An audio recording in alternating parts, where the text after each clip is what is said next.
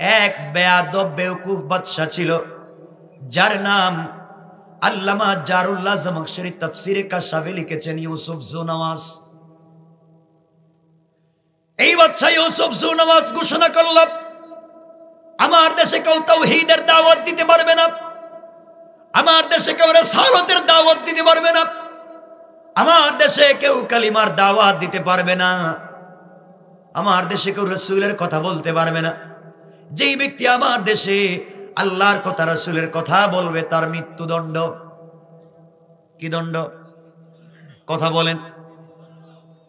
এই ঘোষণা করে দিলাম, আমার দেশের ভিতরে কেউ যদি তাওহীদের দাওয়াত দেয়, কালিমার দাওয়াত দেয়, আল্লাহ এবং তার রাসূলের দাওয়াত দেয়, মৃত্যুদণ্ডের ঘোষণা করে দিয়েছে। এই দেশের ভিতরে কেউ কালিমার দাওয়াত দেয় না, এই দেশের ভিতরে কেউ দ্বীনের দাওয়াত দেয় না, রাসূলের দ্বীনের দাওয়াত কেউ দেয় না। এভাবে চলতে লাগলো, 1-2 দিন না, 24টা বৎসর চলে গেল। দীর্ঘদিন যাওয়ার পরে বাদশা চিন্তা করলো, যেই হারে আমার বয়স বেড়ে যাচ্ছে, এই মুহূর্তে আমার বয়স তো কম হয় নাই, বয়স তো বেশি হয়ে যাচ্ছে, কোন দিন জানি ইন্তেকাল করতে পারি, মরে যেতে পারি।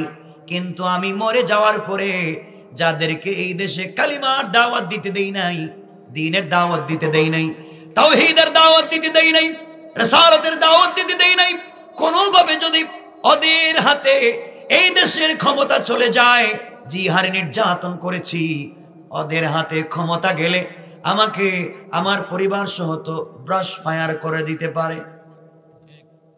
কথা বলেন, কথা বলেন, ঠিক না? এই জন্য বাদশা ইউসুফ জুনওয়াজ চিন্তা করলো, নিজের গদি টিকিয়ে রাখার জন্য, রাষ্ট্রের ভিতরে তার একচ্ছত্র ক্ষমতা প্রতিষ্ঠা করবার জন্য চলে গেল।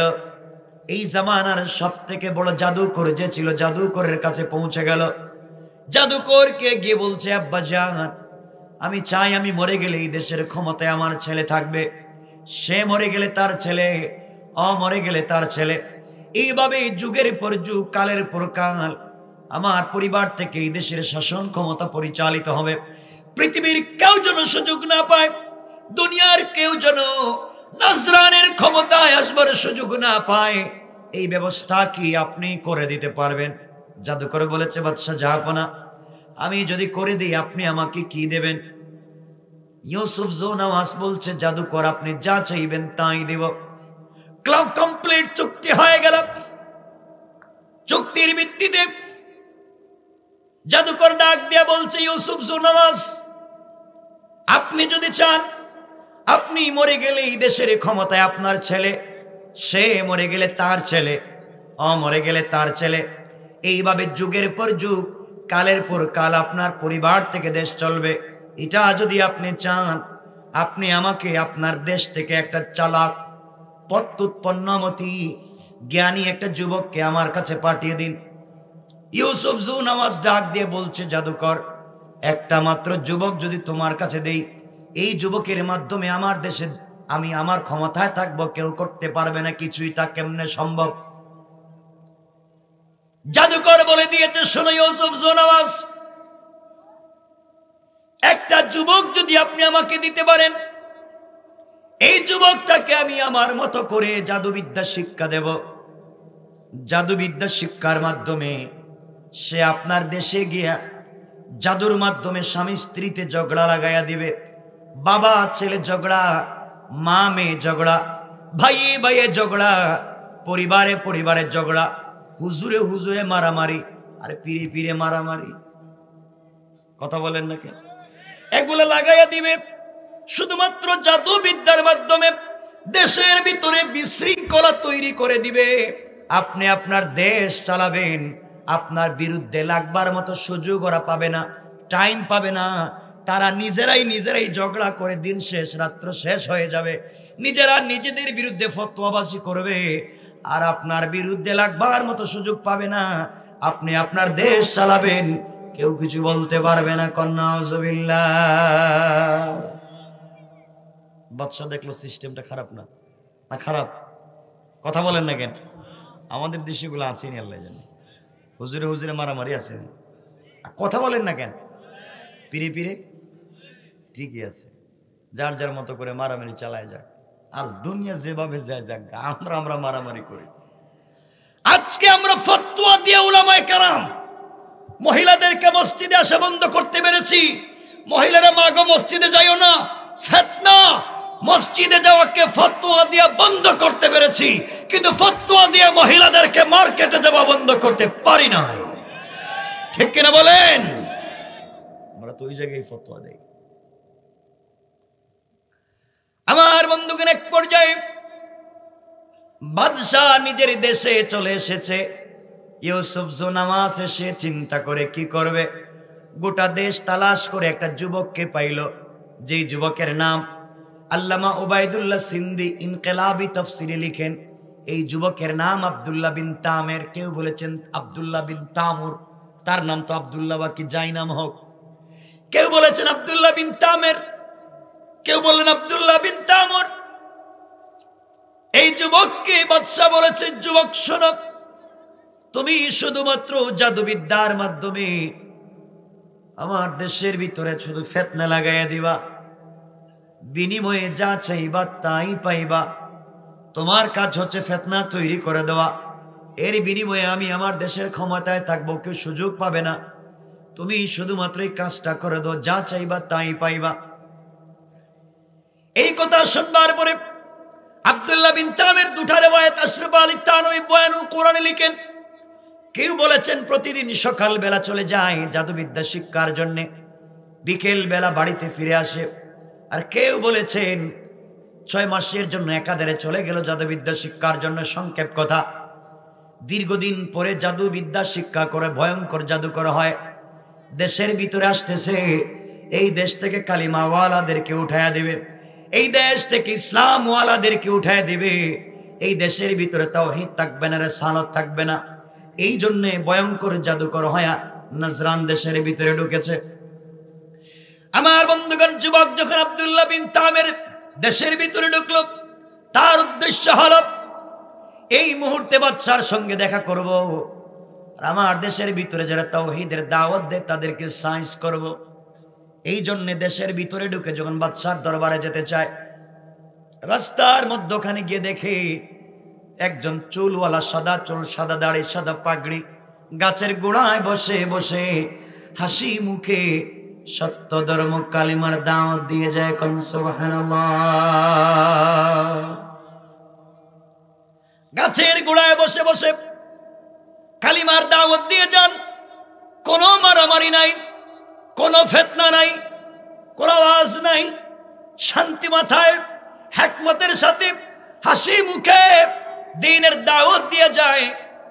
আব্দুল্লাহ বিন তামের কাছে এসে বলে, আঙ্কেল আপনাকে চিনতে পারলাম না, গাছের গোড়ায় বসে বসে আপনি কি করেন এখানে?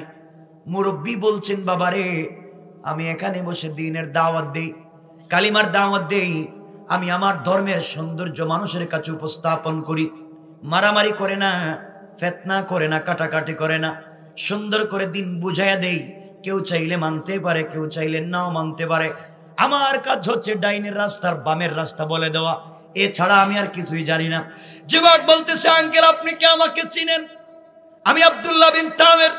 আমার পিছনে এই রাষ্ট্র হাজার হাজার কোটি টাকা ইনভেস্ট করেছে। আমি জাদুবিদ্যা শিক্ষা করে এসেছি। এই দেশ থেকে তাওহীদওয়ালা, কালিমাওয়ালাদেরকে উঠায়া দেব, আর আপনি এই দেশের ভিতরে দ্বীনের দাওয়াত দিচ্ছেন, দিতে থাকেন। বাদশার সঙ্গে দেখা করে আসি, এরপরে আপনাদেরকে সাইজ করব, আপনাদেরকে দেশ থেকে উঠায়া দেব। নাউজুবিল্লাহ। এই কথা বলে যুবক যখন চলে যায়, মনোযোগ দিয়ে শুনেন কি বলতে চাই। যুবক যখন চলে যায়, এমন সময় আল্লাহর ওলি, আল্লাহর এই গোলাম হাসি মুখে দাঁড়ায়া একবার যুবকের চেহারার দিকে তাকালেন। তাকায়া তিনি মুচকি মুচকি হাসলেন। আরেকবার যুবকের চেহারার দিকে তাকায়া হাউমাউ করে কান্না শুরু করে দিলেন। যুবক দৌড়াইয়া পিছন দিকে এসে বলছে, আঙ্কেল আমি বাদশার দরবারে পড়ে যাব, আগে জানতে চাই দুটা ব্যাপার। আপনি কেন আমার চেহারার দিকে তাকাইয়া হাসলেন? আপনি কেন আমার চেহারার দিকে তাকাইয়া কাঁদলেন? ব্যাপার কি? আল্লাহর ওলি বললেন, যুবক রে, দুই কারণে দুইবার তোমার চেহারার দিকে তাকায়া দুটা বিষয় বুঝায়া দিতে চাইলাম। যুবক বলতেছে আমাকে বুঝায়া বলেন। আল্লাহর ওলি গোলাম মুরব্বী মানুষ বলতেছেন যুবক রে তাহলে শোনো। যুবক, আমি তোমার চেহারার দিকে তাকে এই জন্য হাসলাম, তোমার মতো হাম্মক, তোমার মতো বেউকুফ দুনিয়ার জমিনে আমি আর দেখি নাই। যারা এই দুনিয়ার জমিনে আল্লাহ তোমাকে এত সুন্দর করে তৈরি করেছেন, যুবক রে তোমার মতো বেউকুফ মানুষ কেমনে তুমি জাহান্নামের দিকে চলে যাও? আল্লাহর তাওহীদকে চিনো না, আল্লাহর রাসূলের রিসালাতকে তুমি চিনো না, জানো না।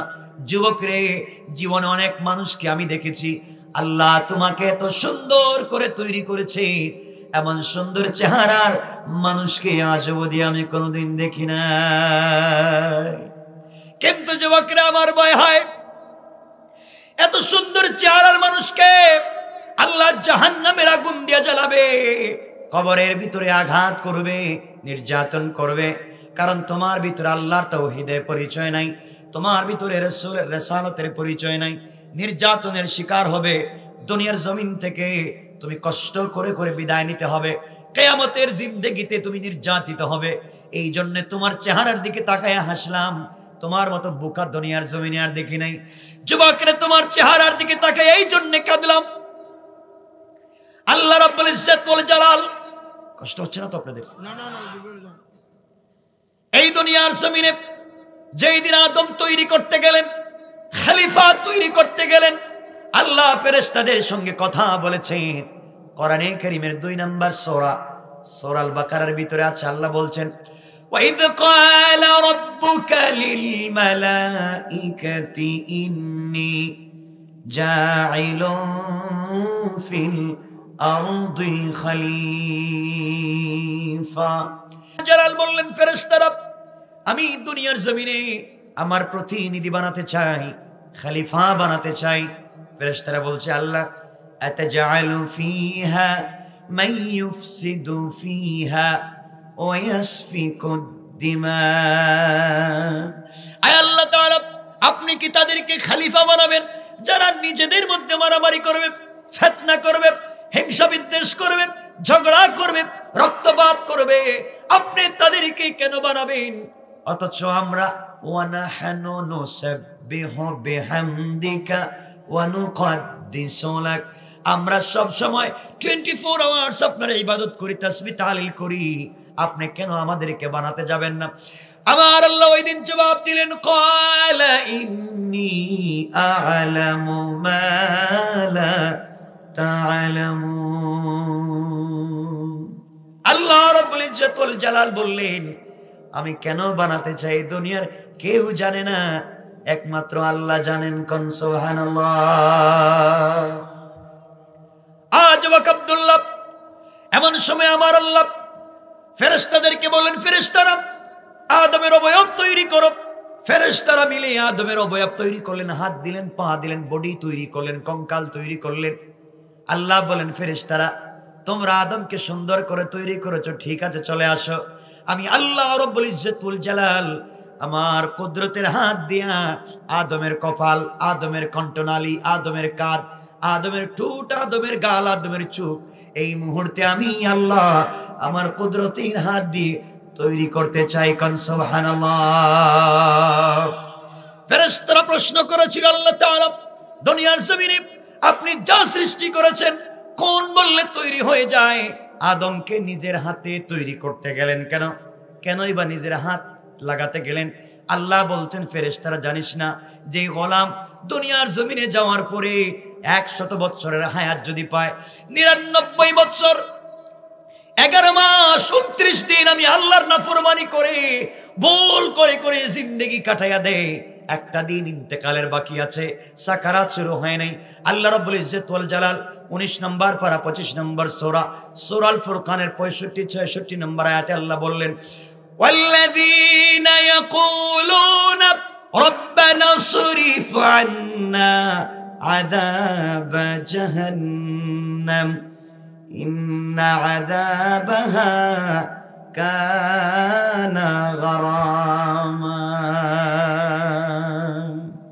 আল্লাহ রাব্বুল ইজ্জত ওয়াল জালাল বললেন, সাকারাত শুরু হয়ে যাওয়ার আগে, গারগারা শুরু হয়ে যাওয়ার আগে, মালাকুল মউত পৌঁছে যাওয়ার আগে, আজরাইল চলে আসার আগে কেউ যদি তার গোটা জিন্দেগির জন্য আমি আল্লাহর দরবারে ক্ষমা চায়, আমি আল্লাহ ঘোষণা দিলাম, কোন গোলাম যদি আমার তৈরি করা কপাল আমার কুদরতের পায়ে লাগায়া আমার দেয়া চক্ষু থেকে পানি ছেড়ে দে, আমার দেয়া জবান দিয়ে আমাকে আল্লাহ বলে ডাক দে, আমি আল্লাহ কথা দিলাম আমাকে ডাক দিতে দেরি হবে, তার গোটা জিন্দেগির গুনাহগুলোকে ক্ষমা করে জান্নাতি বলে ফায়সালা করে দিতে আমি আল্লাহর 1 মিনিটও দেরি হবে না। পড়েন সুবহানাল্লাহ।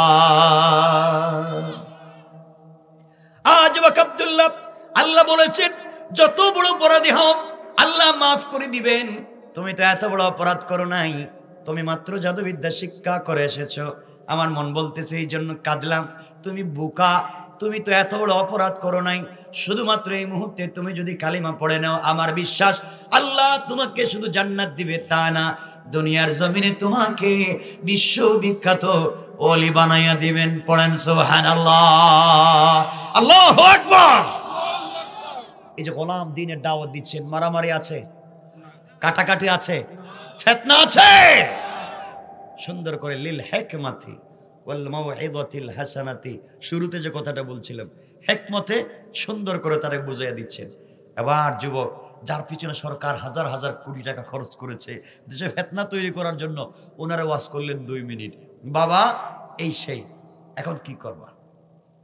যুবক বলতেছে হুজুর আপনি যে বললেন আমি কালিমা পড়লে সব গুনাহ মাফ হয়ে যাবে, বিশ্বাস হয় না। আল্লাহর ওলি বললেন যুবক শুধু তাই না, তুমি যদি কালিমা পড়ে নাও, তুমি জানো না আল্লাহ তোমাকে কত সুন্দর করে তৈরি করেছেন, তুমি জানো না দুনিয়ার জমিনে তো সুন্দর কোনো জিনিস নাই, আল্লাহ যত সুন্দর করে মানুষ সৃষ্টি করেছেন বিশ্বাস হয়? তা আপনারা দেখবেন কেউ কালো, কেউ চোখ টেরা। আল্লাহ কোরআনে কারীমের 30 নম্বর পারা সূরা 3 বলেন লাকাদ খালাকনাল ইনসানা ফি আহসানি তাকওয়িম। আল্লাহ রাব্বুল ইজ্জত ওয়াল জালাল বলেছেন দুনিয়ার জমিনে আদমকে মানুষকে যত সুন্দর করে তৈরি করেছেন এত সুন্দর করে পৃথিবীতে আর কিছুই বানান নাই। পড়েন সুবহানাল্লাহ। আজবাক আমার বিশ্বাস তুমি যদি কালিমা পড়ো জবানে স্বাদ পাইবা, কলিজায় শান্তি পাইবা, দিলের ভিতরে শান্তি আসবে, জবানে স্বাদ আসবে। তুমি কালিমা পড়ো সুবহানাল্লাহ। যুবককে হুজুর আমার 1 মিনিট ভাবতে দেন, মারলেন না, কাটলেন না, গালি দিলেন না, কেমনে দিন প্রচার করবেন বুঝাচ্ছি। কথা কি বুঝতেছেন আমার? মারামারি করে, কাটাকাটি করে, রাষ্ট্রের অবকাঠামোকে দুর্বল করে দিন প্রচার চলে না। দেখেন কেমনে দিন প্রচার করতেছেন, কষ্ট করেও হাসি মুখে কথা বলতেছেন। যুবক বলতেছে হুজুর সত্যি যদি আমার গুনাহ মাফ হয়ে যায়, আর যদি দিলে শান্তি পাই, কলিজায় যদি দিলে যদি শান্তি পাই, আর জবানে যদি স্বাদ পাই, তাহলে আমাকে কালিমা পড়াইয়া দেন। আল্লাহু আকবার বলেন, আল্লাহু আকবার। যার পিছনে সরকার হাজার হাজার কোটি টাকা খরচ করছে দেশে ফিতনা তৈরি করার জন্য, আল্লাহ কোন সরকারের কৌশল এই দেশ থেকে দিন মুছে দিবে এই যুবকের মাধ্যমে, আর আমি কৌশল করলাম এই যুবকের মাধ্যমে দিন জিন্দা করব। আল্লাহু আকবার বলেন। এটাই হচ্ছে আমার আল্লাহর কৌশল। আল্লাহ কোরআনে কারিমে বলেন ওয়া মাকারু ওয়া মাকারাল্লাহ ওয়াল্লাহু খায়রুল মাকিরিন। আল্লাহ রাব্বুল ইজ্জত ওয়াল জালাল বলেছেন দুনিয়ার সকল কাফের বেঈমানেরা মিলে যে কৌশল করে, ওরা তো জানে না আমার কৌশল কেমন, ওদের কৌশল কেমন। আমি আল্লাহর কৌশল আরো বড়, ওদের কৌশল আমি আল্লাহর কাছে দুর্বল। এই কথা বুঝাতে আল্লাহ অন্য জায়গায় বললেন ইন্না কাইদাশ শাইতানি কানা দাঈফা। আল্লাহ রাব্বুল ইজ্জত ওয়াল জালাল বলে দিলেন কাফেরদের সকল কৌশল আমি আল্লাহর কাছে মশা মাছির গোড়ের চাইতে আরো বেশি দুর্বল। পড়েন সুবহানাল্লাহ। আপনাদের মনে হচ্ছে কষ্ট হচ্ছে, কষ্ট হলে আমি কিন্তু কমায় দেব। 1টা পর্যন্ত আমি মেশিন হয়ে গেছি নাকি? আপনাদের তো কষ্ট হচ্ছে দেখতেছি, একটু হাত উঠে দেখান কার কার কষ্ট হচ্ছে। আমি জানি তো। আমি আপনাদেরকে যে বলছিলাম লিল হিকমাতি ওয়াল মাউইদাতিল হাসানাতি, হিকমতে কেমনে দিন প্রচার করবেন, উত্তম শব্দ চয়ন করে কেমনে দিন প্রচার করবেন, ফিতনা করে নয়, এই রাস্তাটা বুঝিয়ে দিচ্ছি। যুবকেরা বুঝতে পারতেছো তো আমার কথা? শোনো, আমি চাই সমাজটা সুন্দর হয়ে যাক, আগামীর দিনটা আরো ভালো হয়ে যাক, আমরা একসাথে চলতে চাই, এভাবেই সকলের ঘরে ঘরে কোরআনের কথাগুলো পৌঁছে যাক ইনশাআল্লাহ। বলেন শোনো মুসলমান। যুবক বলছে হুজুর আমাকে কালিমা পড়াইয়া দেন, যদি জবানে স্বাদ পাই আর কলিজা শান্তি পাই তাহলে পড়াইয়া দেন। কৌশল কার? আল্লাহ। আসতে বলা লাগবে না, জোরে বলেন আল্লাহ। যুবককে কালিমা পড়াইয়া দিয়েছেন, মুসলমান হয়ে গিয়েছে। এত টাকা তার পিছনে ইনভেস্ট, এবার মুসলমান। হুজুর আপনি না বললেন কালিমা পড়লে জবানে স্বাদ পাবো, কলিজে শান্তি পাবো, আমি তো কিছুই পাইতেছি না, আপনার কথা তো মিলল না। আল্লাহর ওলি বললেন যুবক রে, সত্যি বলেছি, কালিমা পড়লে জবানে স্বাদ পাওয়া যায়, কলিজায় শান্তি পাওয়া যায়, কোনো সন্দেহ নাই। কিন্তু তুমি তো কালেমার অর্ধেক পড়েছ, বাকি অর্ধেক বাকি আছে। যুবক বলতেছে হুজুর কালিমার বাকি অর্ধেকটা কি জানি না। আল্লাহর ওলি বললেন যুবক রে, কালিমার বাকি অর্ধেক হলো তোমাকে এই মুহূর্তে আমার বুকের সঙ্গে বুকটা লাগাই একটা চাপ দিব, জাতা দিব। হুজুর চাপ দিলে কি হইব? দিলি বুঝতে পারবে। আল্লাহর ওলি যুবকটাকে বুকের সঙ্গে জড়ালেন,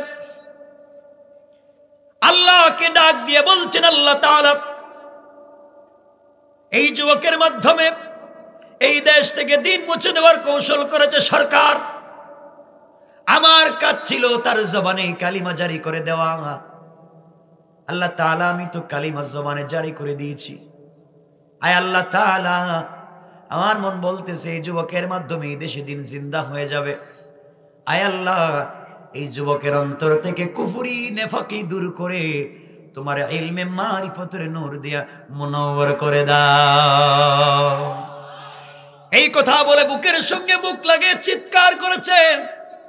সাথে সাথে যুবক ডাক দিয়ে বলছে আল্লাহর ওলি, আল্লাহ পাকের জাতের কসম করে বলেছি আপনি আমাকে ছেড়ে দেন। এই মুহূর্তে আপনার একটা চাপে এই মুহূর্তে আল্লাহর আরশ পর্যন্ত পরিষ্কার দেখা যায়। আল্লাহু আকবার। আপনি আমাকে ছেড়ে দেন। হুজুর ছেড়ে দিলেন। যুবক খামমাও করে কাঁদতে লাগলো আর বলতেছে ওগো আল্লাহর ওলি, এখন তো জবানে স্বাদ পাই, কলিজায় শান্তি পাচ্ছি, এতদিন কত ভুল করেছি, অন্যায় করেছি, আপনি বুকের সঙ্গে বুক লাগায় কি করলেন? আল্লাহর ওলি বুঝাতে চাইলেন ইলম সিনা দর সিনা, ইলম তো এক সিনার থেকে আরেক সিনায় যায়, আল্লাহর পরিচয় তো এক সিনার থেকে আরেক সিনায় যায়। এই জন্য রাসূল পাককে জিবরিল আমিনকে পাঠাইয়া বলছিলেন বলো তো ইকরা। রাসূল বলছিলেন আমি জানি না, আবার বলছিলেন ইকরা আমি পারি না, আবার বলছেন ইকরা আমি বুঝি না। জিবরিল আমিন আল্লাহকে বলছেন আল্লাহ তাআলা কার কাছে কোরআন দিয়ে পাঠালেন? বেচারা তো পড়তেই পারে না। আল্লাহ বলছেন জিবরাইল রে, মুখ দিয়ে বললেই হবে না, আমার বন্ধুকে বুকের সঙ্গে বুক লাগাই একটা চাপ দাও। দিতে দেরি হয়েছে, রাসূল কোরআনের 6টা আয়াত পড়ে নিতে দেরি হয় না। আল্লাহু আকবার। ইলম সিনা দর সিনা, এভাবেই বোঝাতে চাই কথা দিয়া। মানুষ খারাপ হয়ে গেলে দুলে ঠেলে দিয়েন না। একজন লোক সুদ খায়, একজন লোক ঘুষ খায়, ফিতনা করছে, ফেনসিডিল খায়, তাকে ফালাইয়া দিয়েন না, কাছে আনেন, কাছাকাছি নিয়ে আসেন, ওরে কাছে রাখেন, দেখবেন একদিন ভালো হয়ে গেছে। ঠিক বললাম না? মানুষকে দূরে ঠেলে দিবেন না, কাছে নিয়ে আসেন, দিন বুঝান, একদিন সে ভালো হয়ে যাবে। আমরা তো তা করতে পারি না। আমার বন্ধুগণ, এক পর্যায়ে যুবক বলছে হুজুর এখন আমি যাব গ্রামে, পাবলিকের কাছে গিয়ে দিনের দাওয়াত দিব, একটারও কালিমা ছাড়া, কালিমা না পড়িয়া ছাড়বো না। হুজুর বললেন যুবক মাত্র কালিমা পড়ছ, ইস্তেকামতের দরকার আছে, আগে নিজে বুঝো, এরপরে পাবলিকের দিনের দাওয়াত দাও। ফিতনা ফাসাদ করা যাবে না, মারামারি করা যাবে না, যাও। দোয়া করে দিলেন যুবককে। যুবক চলে যাচ্ছে নিজের গ্রামে, এরপরে যাবে বাদশার দরবারে। বাদশা যুবকের পিছনে 1000 কোটি টাকা খরচ করেছে, এই দেশ থেকে দিন মুছে দিবে। আর আল্লাহ বিনা খরচে একজনের বুকের সঙ্গে বুক লাগিয়ে চাপ দিয়ে বলছেন, যা, ছাইড়া দিলাম, তোর মাধ্যমে এই দেশে দিন জিন্দা করেই ছাড়বো। আল্লাহু আকবার। দিনের দাওয়াত এভাবেই হয়। যুবক চলে যাচ্ছে, কিছু দূর যাওয়ার পরে দেখে রাস্তার মধ্যে শত শত লোক দাঁড়ায় আছে, শত শত লোক এপারে ওপারে, রাস্তা পার হচ্ছে না। দুটা রাওয়ায়াত, কেউ বলেছেন অজগর সাপ, কেউ বলেছেন বাঘ। যেটাই হোক একটা হিংস্র প্রাণী, আমরা এতটুকুনি বুঝবো। হিংস্র প্রাণী রাস্তা দাঁড়িয়ে আছে, ধরেন একটা বাঘ রাস্তা দাঁড়িয়ে আছে।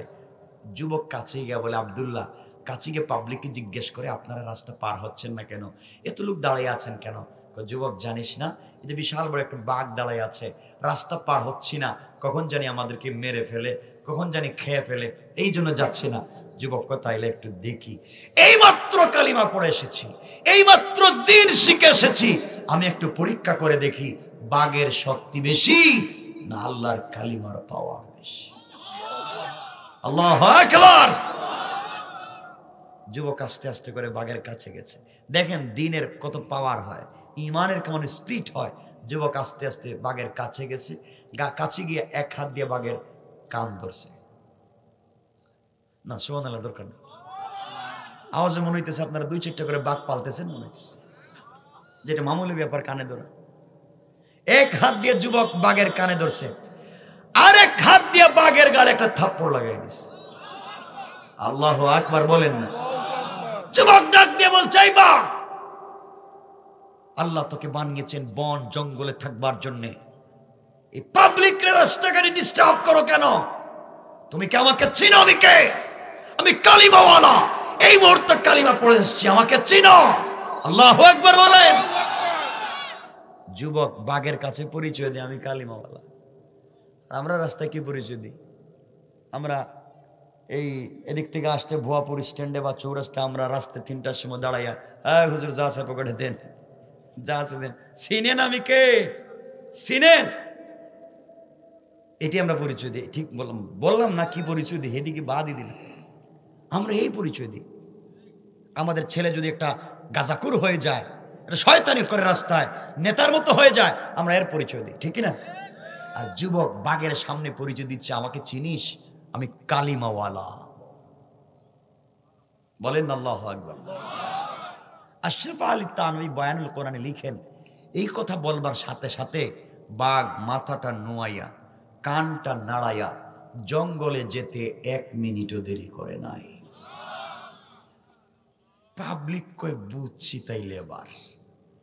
কোরআনের একটা আয়াত আছে, তোমরা যদি আমাকে চিনো, তোমরা যদি আমাকে জানো, গোটা দুনিয়ার সব সৃষ্টিকে তোমাদের মুখাতব বানায়া দেব, তোমাদের মুখাপেক্ষী বানায়া দেব। কোরআনের আয়াত। পাবলিক মনে করেছে আর যায় কই, এটা তো বড় পীর দেখতেছি। যার কথা বাঘ শুনে সে পীর হবে না তো হবে কে? পাবলিক তার কাছে তেল নিয়া পানি নিয়া যাওয়া শুরু করছে। যুবকের বাপ, এই কাজ তো আমি জানি না কিছু, আমার কাছে কেন আসে? কথা শুনেন দিল দিয়া। যে মানুষ যে সমস্যা নিয়ে যায়, হুজুর আমি চোখে দেখি না, যুবক চোখে হাতটা লাগাই দিলে চোখ ভালো হয়ে যায়। কারো পা ভেঙে গিয়েছে, যুবক পায়ে হাত লাগালেই পা ভালো হয়ে যায়। এভাবে এলাকার মানুষ, দেশের মানুষ আসতে লাগলো, সমস্যা নিয়ে আসলে সমাধান হয়ে যায়। যুবক চিন্তা করলে এইভাবে যদি ল্যাংরা লুলা আতুর দেড় বেটারি আসতেই থাকে তাহলে ভালো হয়ে যাইব, কিন্তু কেউ কালিমা পড়বে না। আমার তো কাজ এটা না, আমার কাজ দিনের দাওয়াত দেওয়া। এবার যুবক হ্যাকমত শুরু করলো। যুবক বলছে, ঠিক আছে, আমার কাছে যারা আসবেন সমস্যা নিয়ে, আপনারা আগে কালিমা পড়বেন, তারপরে আপনাদের জন্য দোয়া করব। সুবহানাল্লাহ বলেন না? সুবহানাল্লাহ। এই শুরু হয়ে গেল দিনের কাজ। পাবলিক তার কাছে আসে বলছে, ভাই আমি তো চোখে দেখি না, একটু চোখটা ভালো করে দেন না কেন? যুবককে, আমি চোখ ভালো করে দিতে পারি না, চোখ ভালো করে দেন আমার আল্লাহ। দীর্ঘদিন পরে দেশের ভিতরে আল্লাহর নাম। পাবলিক কি বললাম? আল্লাহ মানে আমাদের খোদা তো ইউসুফ জুনাওয়াজ, তুমি আবার কোন খোদার দাওয়াত দাও? ইউসুফ জুনাওয়াজের খোদা যে আমার খোদা, সে যে ইউসুফ জুনাওয়াজকে ক্ষমতায় বসিয়েছে, আমাকে রাস্তায় বসিয়েছে, সেই রব চাইলে 1 সেকেন্ডের ভিতরে 10 তলার থেকে থাপড়াইয়া গাছতলায় ফেলাই দিতে পারে, আর কাউকে গাছতলার থেকে 10 তলায় উঠায় দিতে পারে। ঠিক কিনা বলে? আমি সেই রবের ইবাদত করি। যুবক পাবলিক আসছিলাম চোখ পাওয়ার জন্য, এখন কালিমা না পড়লে তো চোখও পাওয়া যাবে না, হাত পাওয়া ভালো হবে না, তাহলে একটু পড়ি কালিমা।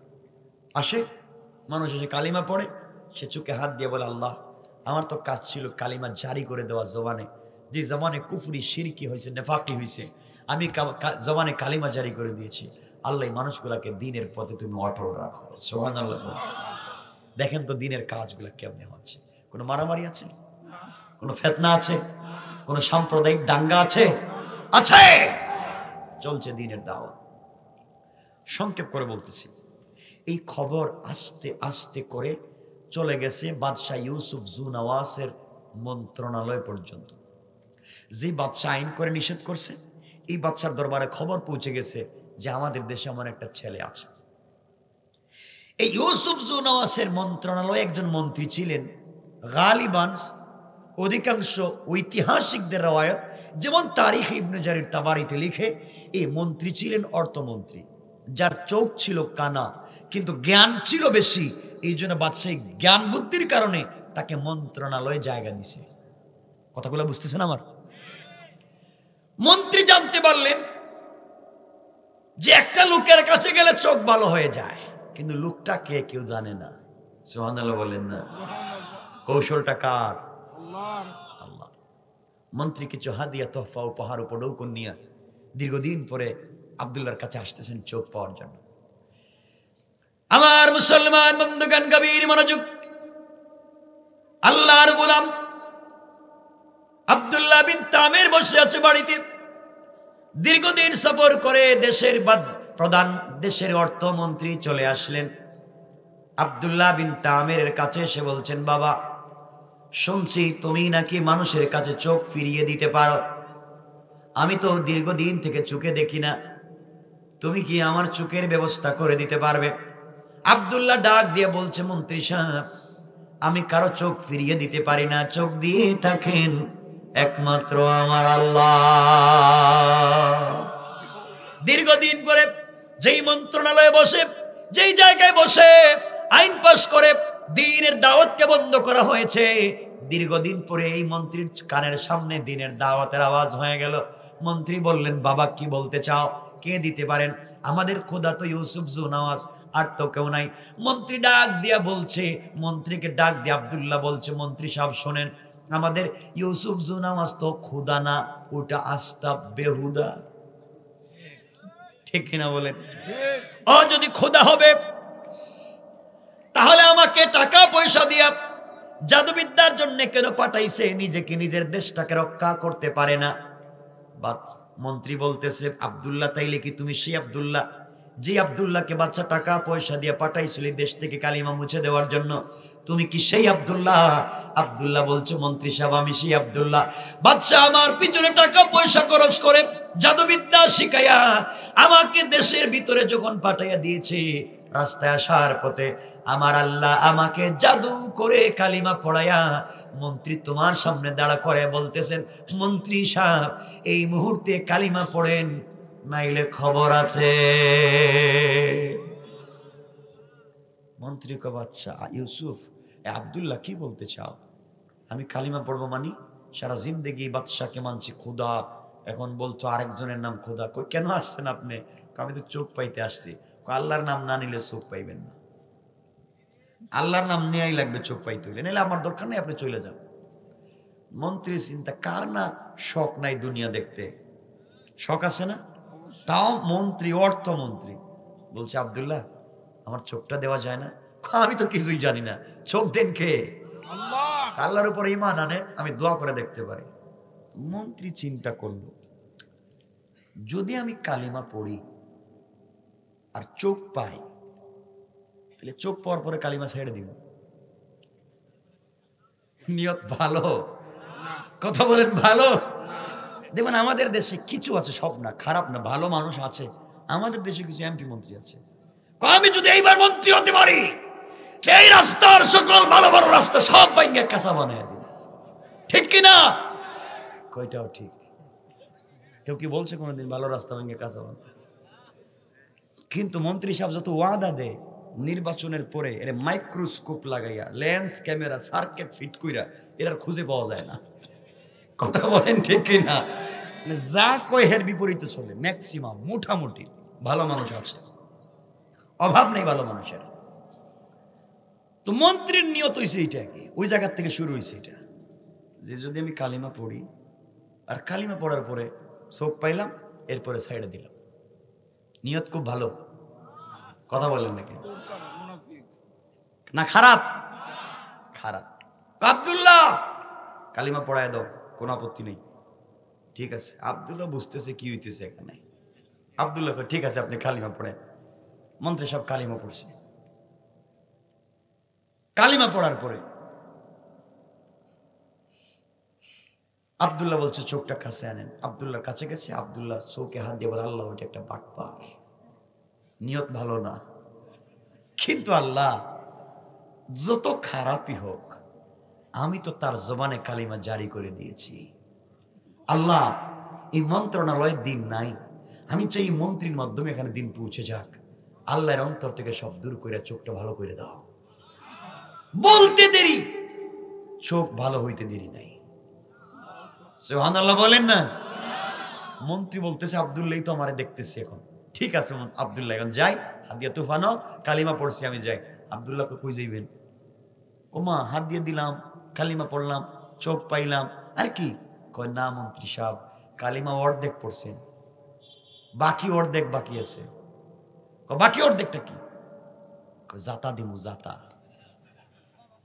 সুবহানাল্লাহ বললেন না? কারণ আসলটা তো বাকি। জাতা দিলে কি, আমরা তো কত মানুষের জাতা দিই, সাপ দিই, কিছুই তো হয় না, দেখি দে। আব্দুল্লাহ মন্ত্রীকে বুকের সঙ্গে জড়াইয়া আল্লাহর কাছে ডাক দিয়ে বলেছে, আল্লাহ তাআলা আমি চাই এই মন্ত্রীর মাধ্যমে আমার সংসদ পর্যন্ত যেন কালিমা জারি হয়ে যায়, তোমার কথাটা ওই জায়গায় পৌঁছে যায়। আল্লাহ তাআলা একজন প্রভাবশালী মন্ত্রী, আয় আল্লাহ তাআলা তার অন্তর থেকে কুফরি নেফাকে দূর করে এই মুহূর্তে তোমার ইলমে মারিফতের পরিচয় দিয়া অন্তরটাকে ভরপুর করে দাও। কোন সুবহানাল্লাহ। বলতে দেরি হয়েছে, মন্ত্রী ডাক দিয়ে বলছে আব্দুল্লাহ রে তুই আমাকে ছেড়ে দে, আল্লাহ পাকের জাতের কসম করে বলছি তুই কেমনে আমাকে চাপ দিলে, তোর একটা চাপে এই মুহূর্তে আল্লাহর আরশ পর্যন্ত পরিষ্কার দেখা যায়। ছেড়ে দে। আব্দুল্লাহ ছেড়ে দিয়েছে। মন্ত্রী সাহেব বেয়াদবি মাফ করবেন, এখন যান। আব্দুল্লাহ কি বলছো? আমি কোথায় যাব? আমি তো অন্ধ ছিলাম, তুমি আমার বুকের সঙ্গে বুক লাগে কি করেছো? আমি তো অনেক স্বাদ পাচ্ছি, অনেক শান্তি পাচ্ছি। আমি তো এতদিন ভুল পথে ছিলাম, আমি আমার অরিজিনাল সত্য খুঁজে পেয়েছি, আমি আমার রবকে খুঁজে পেয়েছি। এখন আমি সাক্ষ্য দিলাম একমাত্র আল্লাহই আমার রব। আল্লাহু আকবার। আব্দুল্লাহ আমি কথা দিলাম আমি আজকে মন্ত্রণালয়ে যাব এবং এখানেই আল্লাহর দ্বীনের দাওয়াত শুরু করে দেব। কে করছেন? কৌশলটা কার? এই জন্য আমার আল্লাহ বলেন ওয়া মাকারু ওয়া মাকারাল্লাহ ওয়াল্লাহু খায়রুল মাকিরিন।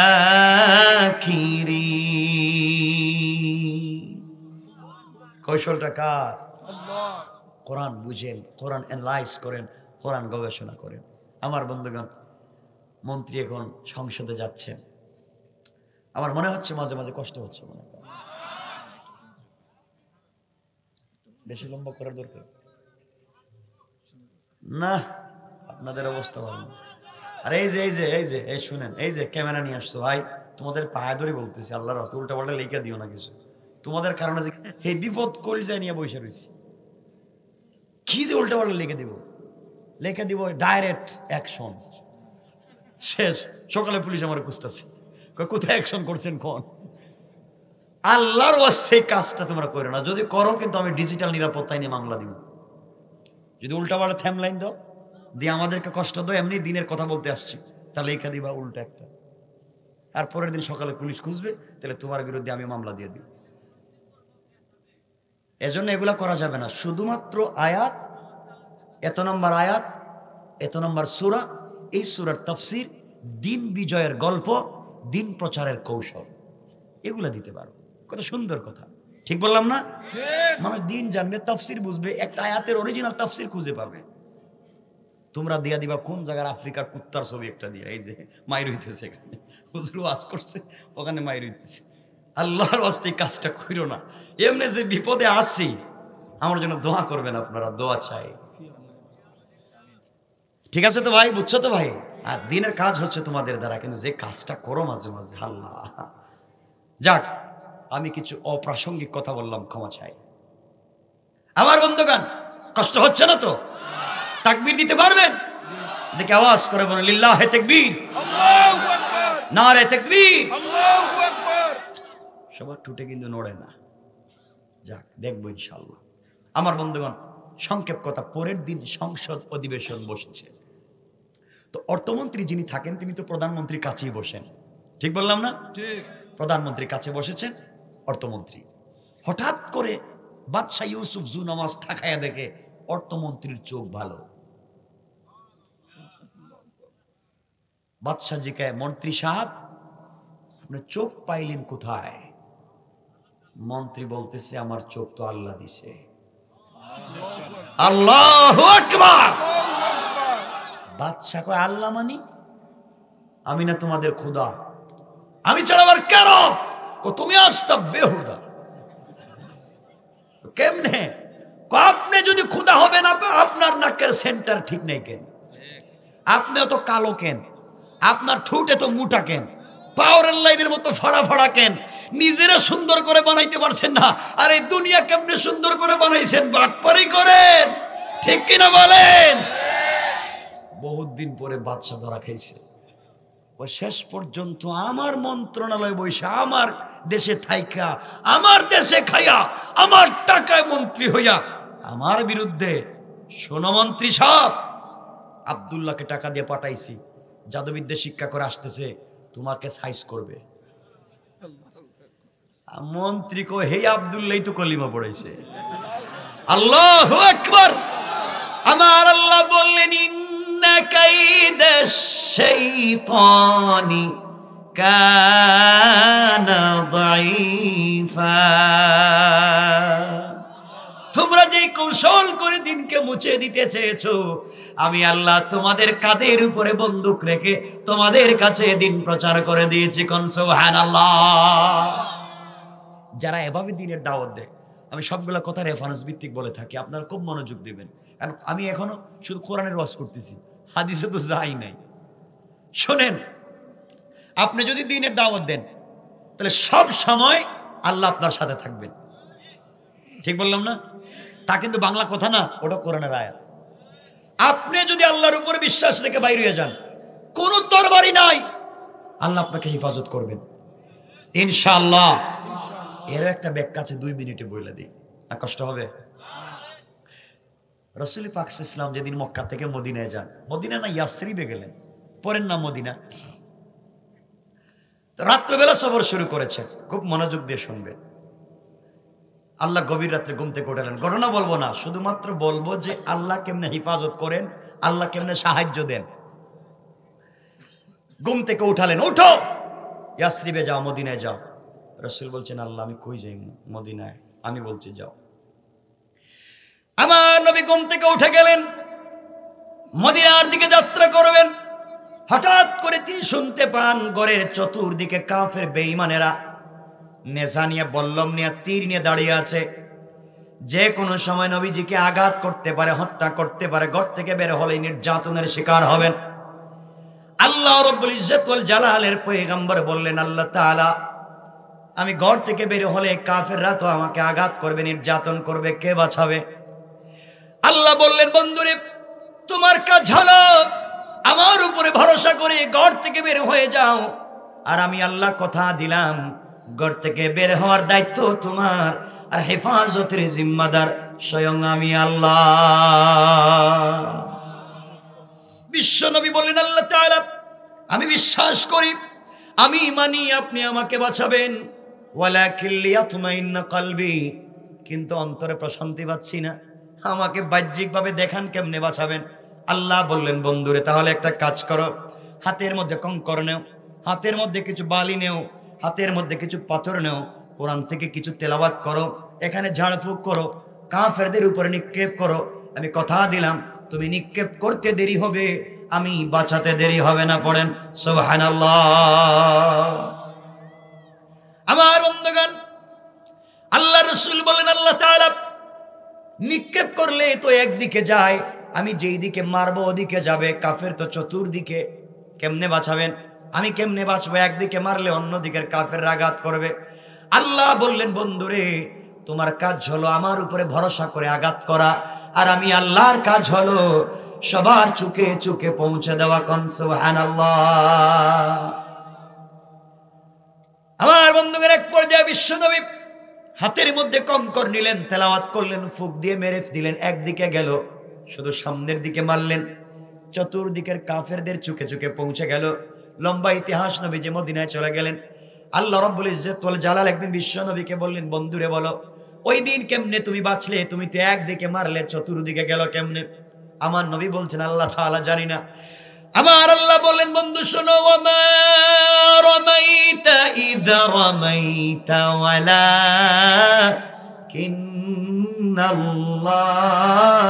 রামা। বন্ধুরে তুমি যেই সময় আমি আল্লাহর উপরে ভরসা করে নিক্ষেপ করেছি একদিকে, ওইটা তোমার হাত ছিল না। তুমি যখন আমার উপরে ভরসা করে নিক্ষেপ করেছো, ওটা আমি আল্লাহর কুদরতের হাত হয়ে গিয়েছে, আর আমি আল্লাহ আমার হাত দিয়ে সকল কাফেরের চোখে পৌঁছে দিয়েছি। কোন সুবহানাল্লাহ। বুঝাতে চাইলাম, আমরা যদি আল্লাহর উপরে ভরসা করি, আল্লাহ আমাদের সাথে থাকবেন, ঠিক কিনা বলেন? এক পর্যায়ে বাদশা বলছে, এই আব্দুল্লাহ আপনাকে দাওয়াত দিয়েছে, পাঠাইলাম জাদুবিদ্যার জন্য, আর দিতেছে যেমন কালিমার দাওয়াত, এটা ধরে নিয়ে আসো আর মন্ত্রীকে পিঠাও। মন্ত্রীকে জেলে নিয়ে মায়ের শুরু। মন্ত্রী বলতেছে, বাদশাহ যা মারতে পারেন আপত্তি নেই, কিন্তু কালেমা পড়ে যে মজার স্বাদ পেয়েছি, মরে গেলেও তা ছাড়তে পারবো না। ইমানের উপর ইস্তেকামত কার নাম? বাদশাহ দেখলো মন্ত্রীর পিঠে লাভ নাই, কিছু বাইর হয় না। আব্দুল্লাহর খবর দাও। খোঁজে খোঁজে আব্দুল্লাহকে ধরা হয়েছে। এক পর্যায়ে বাদশার দরবারে আব্দুল্লাহকে হাজির করা হয়েছে। আব্দুল্লাহ, তোমাকে না আমি এত টাকা পয়সা খরচ করে জাদুবিদ্যা শিক্ষার জন্য পাঠালাম, তুমি এমন কি জাদুবিদ্যা শিখলা? তুমি এখন পাবলিককে তুমি কালিমার দাওয়াত দাও। বাদশাহ, আপনার টাকা দিয়েছেন ঠিক, আপনি আমার বাড়ি দিয়েছেন ঠিক, জাদুবিদ্যার জন্য গিয়েছিলাম তাও ঠিক, আপনার টাকায় জাদুবিদ্যা শিক্ষা করছি তাও ঠিক, দেশে এই নিয়তে আসছিলাম তাও ঠিক। দেশে আইসা আমার আল্লাহ উল্টা আমারে জাদু কইরা কালিমা পড়াইয়া মুসলমান বানাইয়া বাদশাহ আপনার দরবারে দাঁড় করায় বলতেছেন, বাদশাহ আপনিও কালিমা পড়েন। বাদশাহ কয়, শেষ পর্যন্ত আমারে দাওয়াত? মায়ের। আব্দুল্লাহ বলতেছে, যা মায়ের দিতে পারেন আপত্তি নেই। মারতে মারতে এক পর্যায়ে আব্দুল্লাহ বলে দিয়েছে, যে মুরব্বীর কাছে কালিমা পড়েছে, ওই মুরব্বীর কথা মনে আছে আপনাদের? ওই গাছের গোড়ার মুরব্বীর কথা মনে আছে? মুরব্বীকে খবর দিয়ে বাদশার দরবারে হাজির। মুরব্বী, আপনি জানেন আমার দেশে এগুলা নিষেধ, আপনি কেন করলেন? মুরব্বী বলতেছে, বাদশা জাহাপনা, আপনি নিষেধ করেছেন আর আমার আল্লাহ নির্দেশ করেছেন, আমি আল্লাহর হুকুম মানতে বাধ্য, বিদায় কালিমার দাওয়াত দিয়েছি। বাদশাহ ইউসুফ জুনওয়াজ বলছে, আপনি জানেন এই অপরাধের শাস্তি কি? আমি জানি না, আপনি বলেন। এই অপরাধের শাস্তি হচ্ছে আপনাকে হত্যা করা হবে। মুরব্বী বলছেন, বাদশাহ আপনি আমাকে একবার হত্যা করবেন কেন? 1000 বারও যদি হত্যা করেন, এই কালিমার থেকে এক চুলও বিচ্যুত হতে পারি না।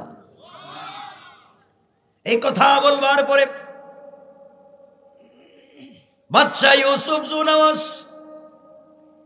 এই আল্লাহওয়ালা মুরব্বীর মাথার মধ্যে গাছ কাটার করাত লাগায়া জীবন্ত মানুষকে 2 টুকরা করে দিয়েছে। আল্লাহর ওলি কালিমার কারণে 2 টুকরা হয়ে গেলেন, কিন্তু একটা সেকেন্ডের জন্য কালিমা ছেড়ে দিলেন না। এবার আব্দুল্লাহকে হাজির করা হলো। বাদশাহ মন্ত্রীদেরকে, বাদশাহ সেনাবাহিনীকে বলতে শোনো, 70 জন সেনাবাহিনীকে বলতে শোনো, আব্দুল্লাহকে আমার সামনে নিয়ে আসো। আব্দুল্লাহকে বাদশার সামনে হাজির করা হলো। বাদশাহ বলছেন, আব্দুল্লাহ রে শোনো, তুমি যদি এই মুহূর্তে কালিমা ছেড়ে দাও, আমার দেশ নাজরান অর্ধেকের মালিক তোমাকে বানায়া দেব। আমার একটা মাত্র, শুধুমাত্র কেবলমাত্র একটা মেয়ে আছে, এই মেয়েটাকে তোমার কাছে বিয়ে দিব, তুমি আমার মেয়ের জামাই। আমি মরে গেলে এই দেশের মালিক তুমি হয়ে যাবে, তুমি কালেমা ছেড়ে দাও। আব্দুল্লাহ ডাক দিয়ে বলছে, বাদশাহ যাবো না, শোনেন, আপনি যদি আমার এক হাতে আসমানের চন্দ্র সূর্য উঠায়া দেন, আর এক হাতে গোটা দুনিয়া রেজিস্ট্রি করে উঠায়া দেন, দুনিয়ার সুন্দরী মেয়েদেরকে আমার খাদেমা বানাইয়া দেন, বাদশাহ দুনিয়ার সব কিছুকে লাথি মেরে ফেলে দিতে পারি, কিন্তু একটা সেকেন্ডের জন্য আল্লাহর কালিমা ছেড়ে দিতে পারি না। বাদশাহ দেখলো কাজ হয় না, কোনোভাবেই দিন থেকে সরানো যাবে না। এক পর্যায়ে বাদশাহ সেনাবাহিনীকে ডাক দিল, যাও আব্দুল্লাহকে নিয়ে যাও, হাতে পায়ে দড়ি লাগাইয়া পাহাড়ের উপরে উঠাইয়া ধাক্কা দিয়ে পাহাড় থেকে নিচে ফেলে দিবা, যেন হাড্ডি গুড্ডি সব ভেঙে চুরে চুরমার হয়ে যায়। এইভাবে তোমরা তাকে নির্যাতন করে হত্যা করবা, নিয়ে যাও। 70 জন সেনাবাহিনী মিলে আব্দুল্লাহ বিন তামেরকে সাথে নিয়ে পাহাড়ের উপরে উঠে গেল। হাত পা বেঁধে পাহাড় থেকে যখন ফেলে দিবে, এমন সময় আব্দুল্লাহ আসমানের দিকে চাকাইয়া আল্লাহকে ডাক দিয়ে বলছে, আল্লাহ তাআলা, শুধুমাত্র কেবলমাত্র তোমার জন্য, তোমার দ্বীনের জন্য আমার উপরে তো নির্যাতন হচ্ছে। আল্লাহ তাআলা, আমি কালিমা ছেড়ে দিলে বাদশার মেয়েকে বিয়ে করতে পারতাম, দেশের মালিক হতে পারতাম। আল্লাহ তাআলা, শুধুমাত্র কেবলমাত্র তোমাকে ভালোবাসে, সব ছেড়ে দিলাম। আয় আল্লাহ তাআলা, তোমার জন্য আমি সবকিছুকে বিসর্জন করতে পেরেছি, তুমি কি আমাকে হেফাজত করতে পারো না? তুমি কি আমাকে এই নির্যাতন থেকে রক্ষা করতে পারো না? এই কথা বলে যখন চোখের পানি ছেড়ে দিয়েছে, আল্লাহ রাব্বুল ইজ্জত ওয়াল জালাল সব সময় বলেছেন মাজলুমের পক্ষে থাকবেন, সবরকারীদের পক্ষে থাকবেন। সাথে সাথে আল্লাহর আরশের মধ্যে কম্পন শুরু হয়েছে। আল্লাহ ডাক দিয়ে জমিনকে বললেন, ইদা জুলজিলাতিল আরদু জিলজালাহা। জমিনকে বললেন, পাহাড়কে বলেন কাঁপতে শুরু করো। পাহাড় কাঁপতে শুরু করলো, ভূমিকম্প শুরু হয়ে গেল। 70 জন সেনাবাহিনী আব্দুল্লাহকে ছেড়ে দিল।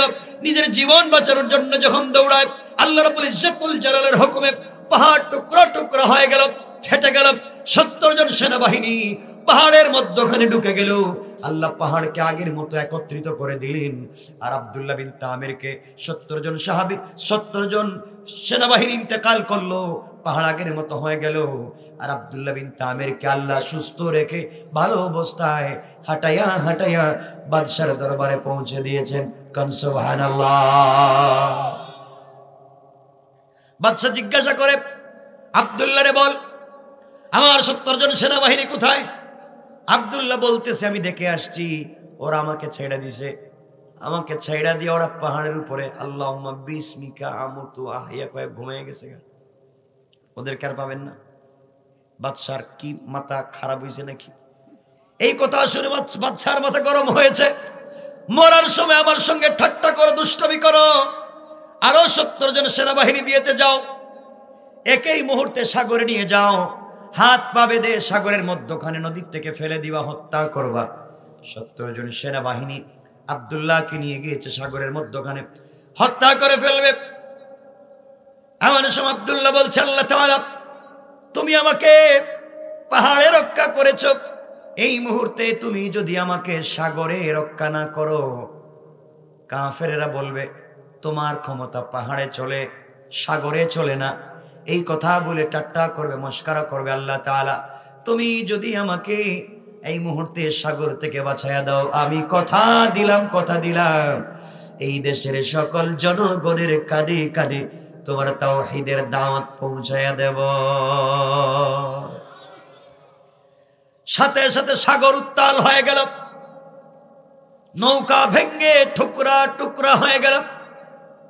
70 জন সেনাবাহিনী পানির মধ্যে ডুবে গেল, ইন্তেকাল করলো। আর আব্দুল্লাহ বিন তামির পানির উপর দিয়ে হেঁটে হেঁটে বাদশার দরবার পর্যন্ত সুস্থভাবে পৌঁছে গিয়েছে। বাদশাহ বলে, আব্দুল্লাহ, তোর শরীরে কোনো পানি নেই, জুতার নিচেও পানি নেই, তুই কেমনে এখানে আইলে?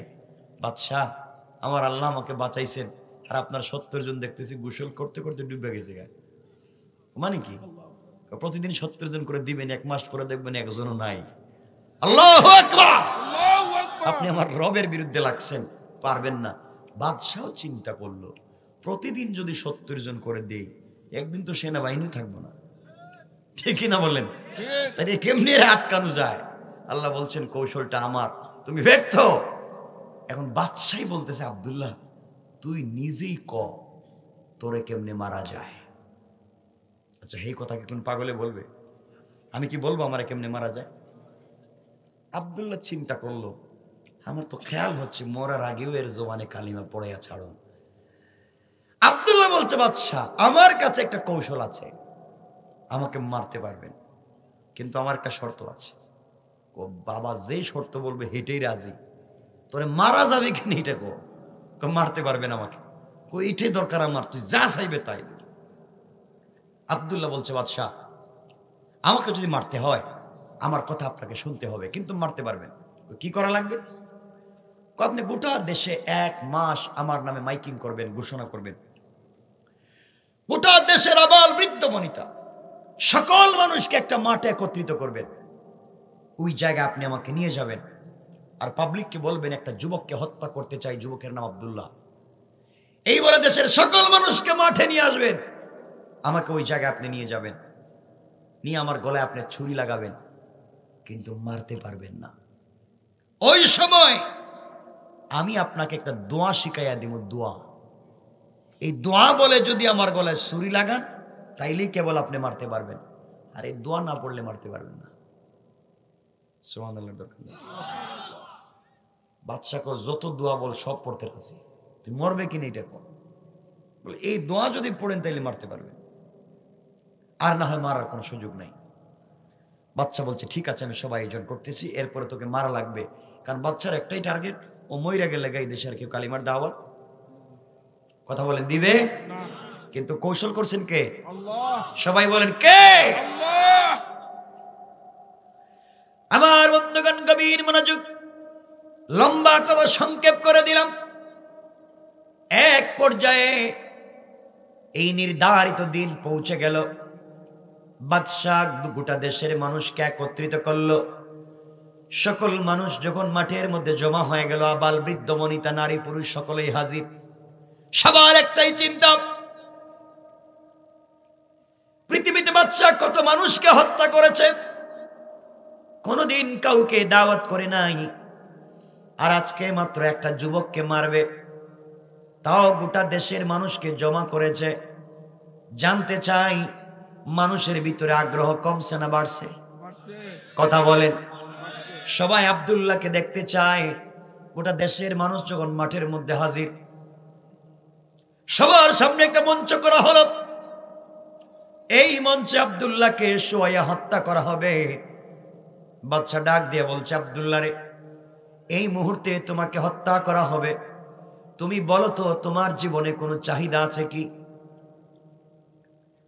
আব্দুল্লাহ ডাক দিয়ে বলছে, বাদশা যাবেন, অবশ্যই আছে। কি আছে তোমার চাহিদা? আব্দুল্লাহ বলতেছে, আমার চাহিদা হলো এই মুহূর্তে আমি 2 মিনিট ওয়াজ করব। কি করবে? 2 মিনিট নসিহত করব, এছাড়া তোমার কাছে কিছুই চাই না। বাদশা চিন্তা করলো, জীবনে মানুষ কত কিছু চায়, সে তো মাত্র ওয়াজ করার কথা বলেছে, দেয়া দেই সময়। আমার বন্ধুগণ, এক পর্যায়ে বাদশাহ ইউসুফ জুনামাজ আব্দুল্লাহকে বলেছে, আব্দুল্লাহ রে দাঁড়াও, কথা বলো, 2 মিনিট কি বলবা? আব্দুল্লাহ কোটি কোটি লক্ষ লক্ষ জনগণের সামনে দাঁড়ায় বলছে, দেশের মানুষ, নজরানের মানুষ শোনো, এই দেশের নাম নজরান। এই দেশের বাদশার নাম ইউসুফ জোনাওয়াজ, আমার নাম আব্দুল্লাহ বিন তামের। এই দেশের বাদশা জাদুবিদ্যা শিক্ষার জন্য কোটি কোটি টাকা খরচ করে আমাকে জাদুবিদ্যা করে পাঠিয়ে দিয়েছিল। জাদুবিদ্যার জন্য জাদুবিদ্যা করে আসছিলাম, আসার পথে আমার আল্লাহ কালিমা পড়ে আমাকে মুসলমান বানাইয়া দিয়েছে। আমি মুসলমান হয়েছি। এই অপরাধে মুসলমান কেন হলাম? দ্বীনের দাওয়াত কেন দেই? তাওহীদ এবং রিসালাতের কথা কেন বলি? এক আল্লাহর কথা কেন বলি? বাদশাকে কেন রব মানি না? বাদশাকে কেন খোদা মানি না? এই জন্য বাদশা আমাকে হত্যা করতে চায়। ইতিপূর্বে কয়েকবার হত্যা করবার চেষ্টা করেছে। পাহাড়ে 70 জন সেনাবাহিনী দিয়ে আমাকে হত্যা করবার চেষ্টা করেছে। ওই জায়গায় তার 70 জন সেনাবাহিনীকে আল্লাহ ধ্বংস করেছেন, আমাকে আমার রব হেফাজত করেছেন। এরপরে সাগরে 70 জন সেনাবাহিনী দিয়া আমাকে হত্যা করতে চাইছে। ওখানে 70 জন সেনাবাহিনী তার ধ্বংস হয়ে গিয়েছে। আল্লাহ আমাকে হেফাজত করেছেন। এই মুহূর্তে বাদশা আমাকে বলেছে কেমনে আমাকে মারা যায় এই কথা যেন আপনাদেরকে বলে দিই, কিন্তু আমাকে মারবার সকল কৌশল বাদশা ব্যর্থ হয়েছে। সকল সময়ে আল্লাহ আমাকে হেফাজত করেছেন। এই মুহূর্তে বাদশা আমাকে মারতে চায়। আমি দাওয়াত করে আপনাদেরকে একত্রিত করেছি। আপনাদের সামনে বাদশা আমার গলায় ছুরি লাগাবে, কিন্তু মারতে পারবে না। মারতেই যদি হয় আমি বাদশাকে একটা সূরা বলবো, দোয়া বলবো। এই দোয়া পড়ে যদি বাদশা আমার গলায় ছুরি লাগায় তাহলেই মারতে পারবে, নইলে মারতে পারবে না। এখান থেকে বুঝাতে চাই আমি আমার রবের নাম বলে দিব। আমার রবের নাম দিয়া যদি আমার গলায় ছুরি লাগাইয়া আঘাত করে আর আমি যদি মরে যাই, মনে করবে আমার রব সত্য। আর আমার রবের নাম নেওয়ার পরে আমার গলায় ছুরি লাগাইয়া টান দিল, যদি না মরি, মনে রাখবে আমার রব মিথ্যা। এই বাদশা ইউসুফ জোনাওয়াজ সত্য। এতদিন বাদশা আমাকে মারতে পারে নাই আমার আল্লাহর নাম না নেওয়ার কারণে। আর আজ যদি আল্লাহর নাম নেওয়ার কারণে আমাকে মেরে ফেলে, মনে করবা আমার আল্লাহর নাম সত্য। তোমাদের সামনে দীর্ঘদিন পরে সত্য মিথ্যার বিচার দিলাম, তোমরা সাক্ষী থাকবা। এতদিন মারতে পারলো না, আল্লাহর নাম নিল না, আজকে আল্লাহর নাম নিবে যদি মরে যাই, আমার আল্লাহ সত্য, বাদশা মিথ্যা। এই বিচার তোমাদের কাছে দিলাম। এই কথা বলে আব্দুল্লাহ শুয়ে পড়েছে। বাদশাকে ডাক দিয়ে বলেছে, বাদশা রে, আমি যখন সিজদায় গিয়ে সুবহানা রাব্বিয়াল আলা বলবো, ওই সময় তুমি আমার গলায় ছুরি লাগাইয়া দিবা। আমি আল্লাহর নাম নিতে নিতে দুনিয়ার জমিন থেকে বিদায় হয়ে যেতে চাই। বাদশা বলছে, আব্দুল্লাহ বলো কি পড়তে হবে? গলায় ছুরি লাগাইয়া দিয়েছে। আব্দুল্লাহ বলছে, পড়েন বিসমিল্লাহি রাব্বিল গোলাম।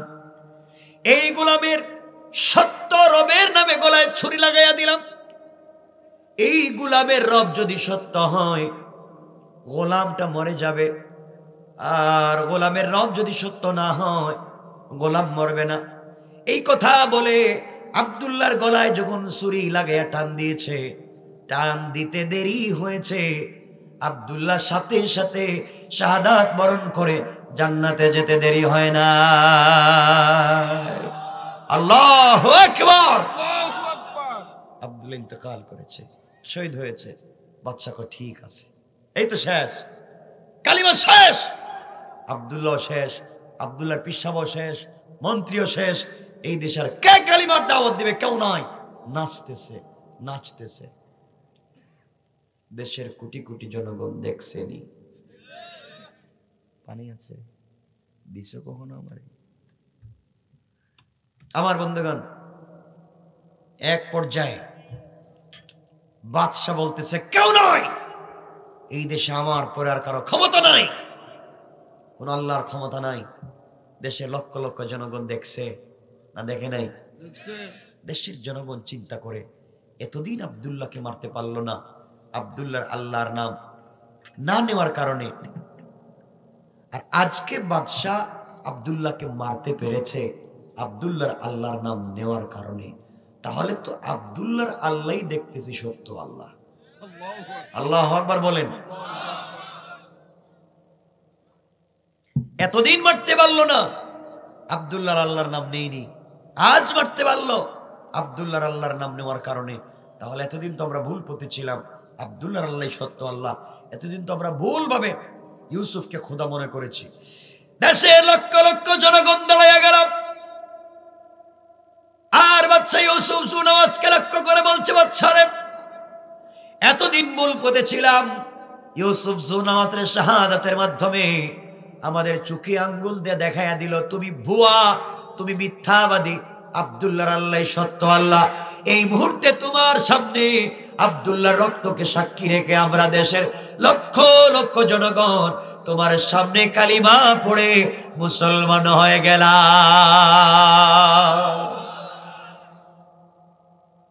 বাদশাকে খাইছে। এতদিন ছিল একজন, এখন লক্ষ লক্ষ। কমছে না বাড়ছে? কৌশল কার? আল্লাহ বলছেন আমার সঙ্গে কৌশলে পারবে না। এই জন্য আল্লাহ বলেন ওয়া মাকারু ওয়া মাকারাল্লাহ ওয়াল্লাহু খায়রুল মাকিরিন। তুমি কৌশল করেছো আমার আব্দুল্লাহর শাহাদাতের মাধ্যমে এই নাজরান থেকে দিনকে মুছে দিবা, আর আমি আল্লাহ কৌশল করলাম আব্দুল্লাহর শাহাদাতের মাধ্যমে গোটা দেশের জনগণের কানে কানে দিন পৌঁছায়া দিলাম। কোন সুবহানাল্লাহ।